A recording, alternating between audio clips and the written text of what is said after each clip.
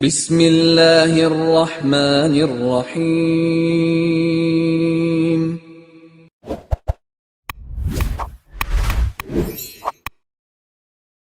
السلام علیکم ورحمۃ اللہ وبرکاتہ۔ ان الحمد للہ نحمده ونستعینه ونستغفره ونستهدیه والصلاة والسلام على سید المرسلین محمد وآلہ وصحبہ اجمعین، اما بعد۔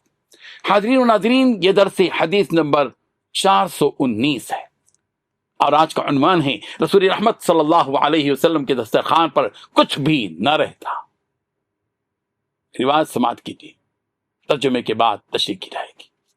بسم اللہ الرحمن الرحیم۔ عن سلیم بن عامر رضی اللہ عنہ قال سمعت ابا امامة الباهلي يقول ما كان يفضل عن اہل بیت رسول اللہ صلی اللہ علیہ وسلم خبز الشعیر، رواہ ترمذی۔ سلیم بن عامر رحمہ اللہ فرماتے ہیں کہ میں نے حضرت ابو امامہ رضی اللہ عنہ سے سنا، وہ فرماتے تھے کہ رسول اللہ صلی اللہ علیہ وسلم کے گھر والوں کے ہاں کبھی جو کی ایک روٹی بھی نہیں بچتی تھی۔ بزرگان محترم، یہ حدیث نبی کریم صلی اللہ علیہ وسلم اور آپ کے اہل خانہ کی زندگی کی انتہائی سادگی، قناعت اور ایثار کو نہایت واضح انداز میں بیان کرتی ہے۔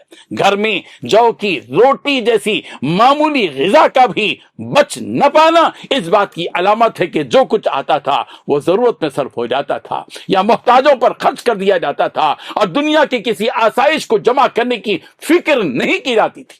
اس روایت سے معلوم ہوتا ہے کہ رسول اللہ صلی اللہ علیہ وسلم کا گھر مال و دولت کے انبار کا نہیں بلکہ توکل، ایثار اور آخرت کی ترجیح کا مرکز تھا۔